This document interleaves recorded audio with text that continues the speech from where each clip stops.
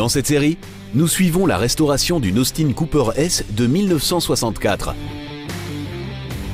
Le démontage se poursuit et dans l'émission précédente, tout a été libéré pour pouvoir retirer le bloc moteur.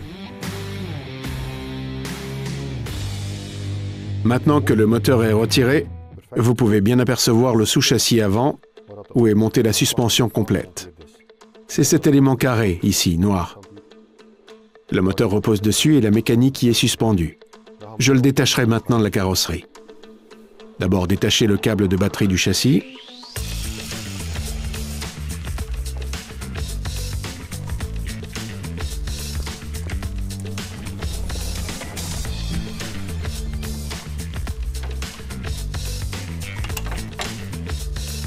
Voilà, celui-ci ne fait plus obstacle. Je vais commencer par desserrer les vis de boulon avant où sont également suspendus les crochets de traction afin de remorquer la voiture. Les crochets de remorquage donc.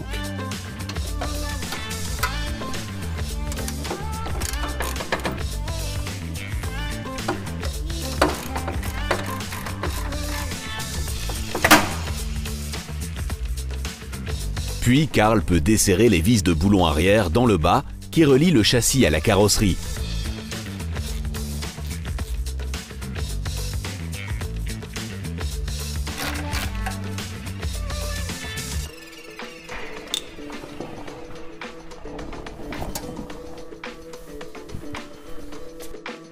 Voilà, le dessous est détaché. Je vais maintenant commencer par détacher les conduites hydroélastiques car celles-ci traversent le châssis.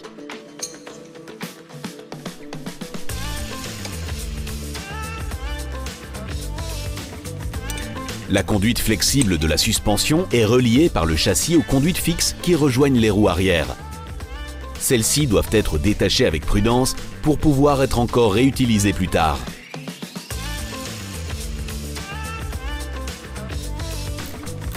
Maintenant que celles-ci sont désaccouplées, les vis de boulon qui retiennent encore le châssis dans le haut peuvent également être desserrées.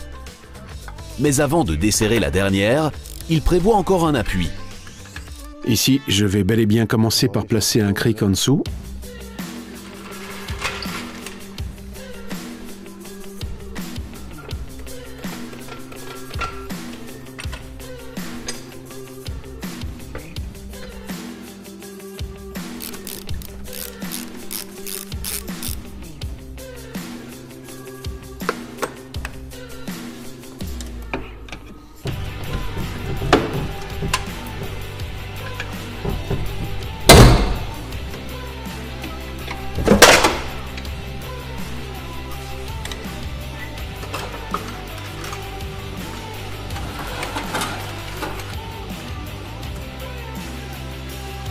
Voilà, le châssis avant est démonté. Dans une phase ultérieure, je lui ferai également subir une révision complète. Maintenant, je vais démonter la colonne de direction complète ainsi que le boîtier de direction qui était monté sous le châssis. Je le fais en desserrant les vis de boulon. La colonne de direction est alors déjà détachée. Celles-ci doivent être aussi desserrées. Et avec ces vis de boulon, je peux détacher le boîtier de direction.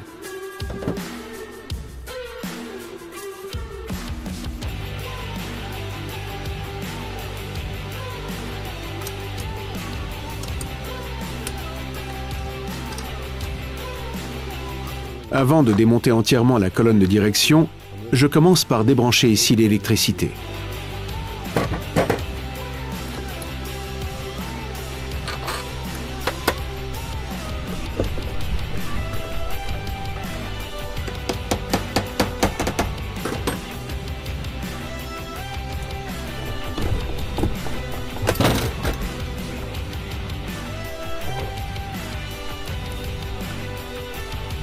Puis je peux détacher le boîtier de direction.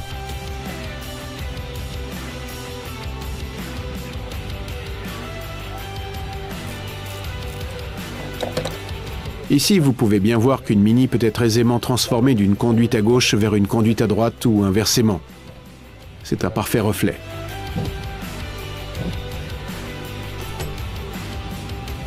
Et voilà. Et ici, vous voyez que le boîtier de direction nécessitera encore un peu d'attention. Il sera également révisé. Et ici, vous voyez encore la suspension avant, le châssis dans lequel repose le moteur, la suspension gauche et droite qui y est accrochée et également le boîtier de direction. Pour pouvoir aisément travailler à l'arrière, Carl tourne la Cooper vers lui. Pratique de travailler avec ce chariot. La prochaine étape consiste à détacher le berceau arrière. Que doit-on faire maintenant? Ici se trouvent 2 vis de boulon dans la carrosserie et ici aussi. La conduite de frein doit être détachée, le câble de frein à main également. Les amortisseurs, ou mieux le système d'amortisseur car c'est simplement un ressort, doit être détaché. Mais pour cela, je dois d'abord enlever les 2 réservoirs à essence. C'est une Cooper S. Elle possède donc 2 réservoirs. Le réservoir de droite fut d'abord une option. Plus tard, il figurait de série, mais la Cooper S avait en tout cas 2 réservoirs pour pouvoir emporter plus d'essence. Et cela parce que la consommation était aussi un peu plus élevée.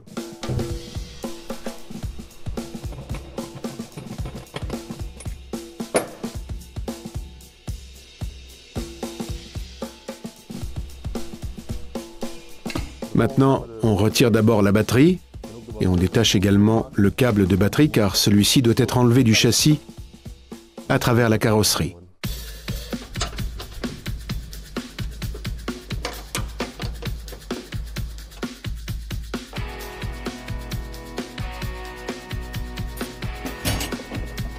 Vous voyez aussi que le câble de masse est détaché, c'est aussi un problème. Si celui-ci est détaché, il s'oxyde ici en dessous. Le démarrage sera plus compliqué parce que ceci crée une trop grande résistance et le démarrage sera donc plus lent. Je devrais donc veiller à ce qu'il soit bien propre et à ce que la connexion de masse soit bonne. Voici donc le câble de batterie qui doit traverser la carrosserie. Mais vous voyez que la vis est déjà brûlée ici par un échauffement excessif. Je ne pourrai plus la décoincer et je devrais la changer. Pour la facilité, je vais donc simplement couper le câble.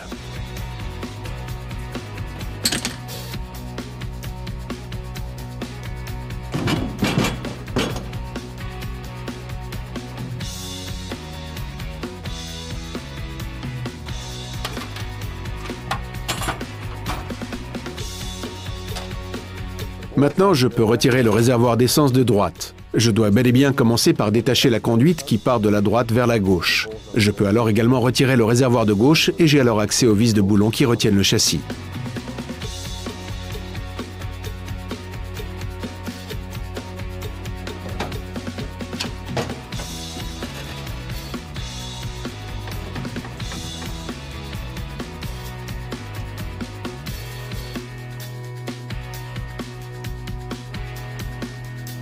Et voilà pour le premier réservoir.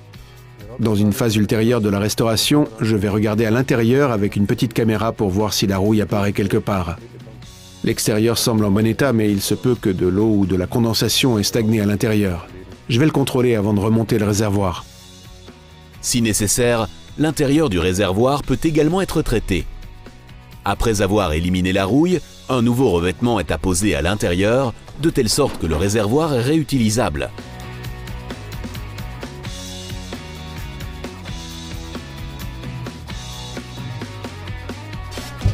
Ça, c'est le dégazage. Et voilà, numéro 2.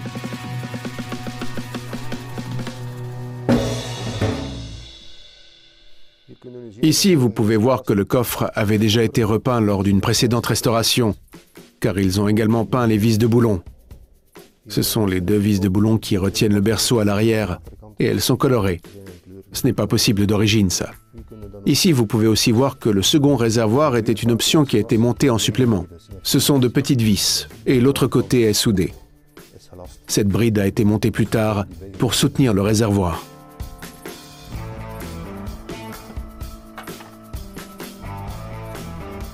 Maintenant, je dois démonter la pompe à essence car celle-ci est suspendue au berceau.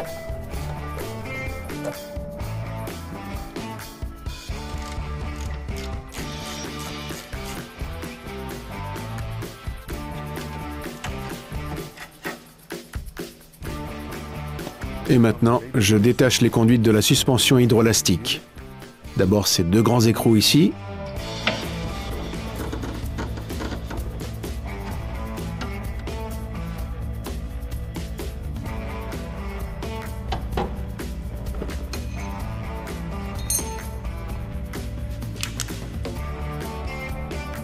Maintenant, je vais retirer les bavettes parce que celles-ci seront un peu gênantes lors du démontage du châssis.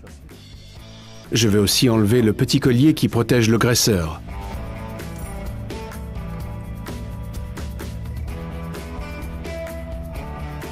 Sur les Mini ultérieurs, ils n'ont plus placé ceci. Uniquement sur la première génération.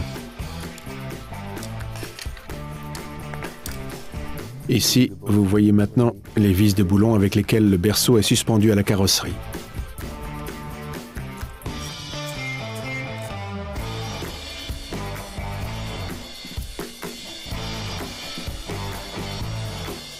Ici, j'ai maintenant accès aux deux vis de boulon. Vous les voyez bien en place. Celle-ci fixe le berceau à la carrosserie. Et également ici à l'arrière.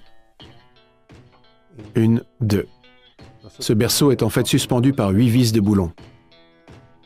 Maintenant, je dois d'abord détacher le ressort par l'intérieur du coffre.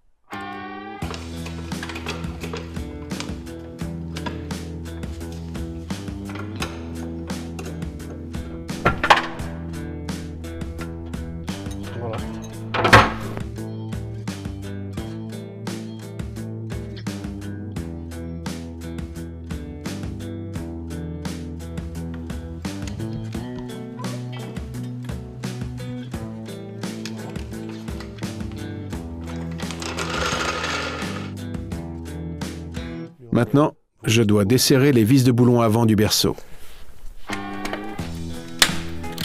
Celles-ci sont libres, heureusement. Dans la plupart des cas, elles se cassent.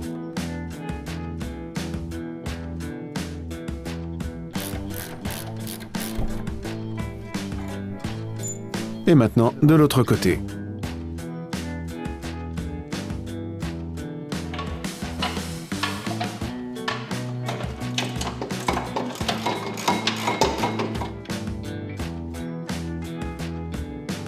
Et ainsi, le châssis arrière est totalement désolidarisé de la carrosserie. Ou quand même presque. Avant de tout faire descendre, je ne peux pas oublier le câble de frein à main.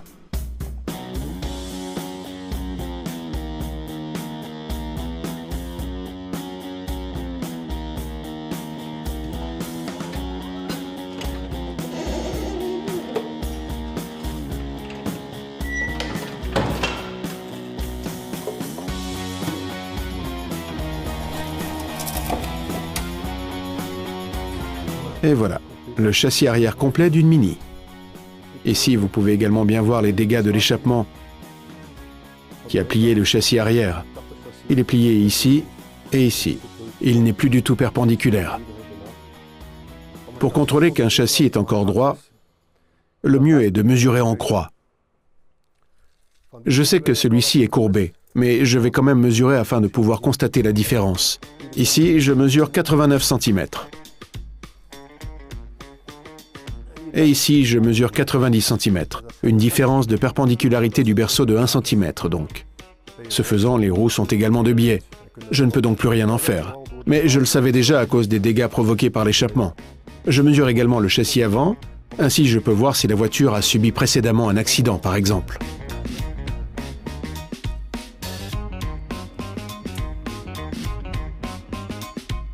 « 79 cm. Et ici aussi, 79 cm. Celui-ci est donc parfaitement perpendiculaire. Je peux donc le réutiliser. L'arrière peut être jeté. Maintenant, je vais vider entièrement le compartiment moteur. Je démonterai aussi avec le plus grand soin les conduites de la suspension hydrolastique qui sont suspendues à l'arrière, car vous ne pouvez pas les acheter neuves. Mais je dois d'abord détacher les conduites de frein afin d'avoir accès aux conduites de la suspension hydrolastique.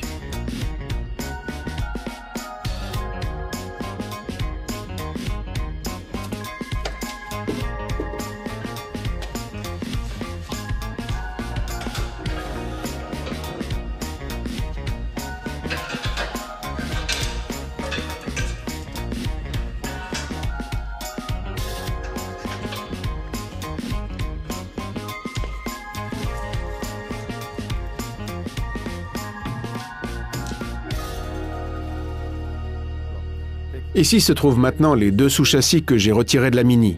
La carrosserie est désormais séparée et ici les berceaux auxquels la mécanique de la suspension est entièrement montée. J'ai déjà évoqué la suspension hydroélastique et ici, vous pouvez bien voir avec la présence des conduites comment fonctionne ce système. Il agit avec 2 sphères à ressort, en fait 4, avant et arrière, gauche et droite. La sphère avant est reliée à la sphère arrière, tant à gauche qu'à droite, et ce sont 2 circuits distincts. Si une roue s'enfonce, regardez, vous pouvez encore voir que du liquide s'en échappe, celui-ci est pompé via cette conduite vers la roue arrière qui rebondit. Et si les deux sont enfoncés, le liquide ne peut pas être comprimé, mais l'azote bel et bien. Donc une telle sphère à ressort comporte de l'azote dans le haut et le liquide dans le bas. Un gaz peut être comprimé, pas un liquide. Dès lors, la Mini reste toujours bien droite, ce qui vous donne une parfaite tenue de route.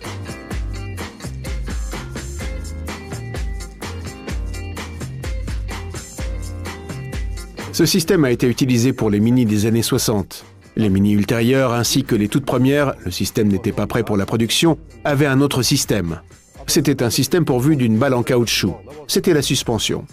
Elle comportait une trompette et le tout était inséré dans le bras porteur. Naturellement, la conduite était très dure. Le confort de la Mini avait disparu. Les Mini qui roulaient en rallye étaient bel et bien encore adaptés. Comment ? Le nouveau système comportait un amortisseur sur ce bras porteur.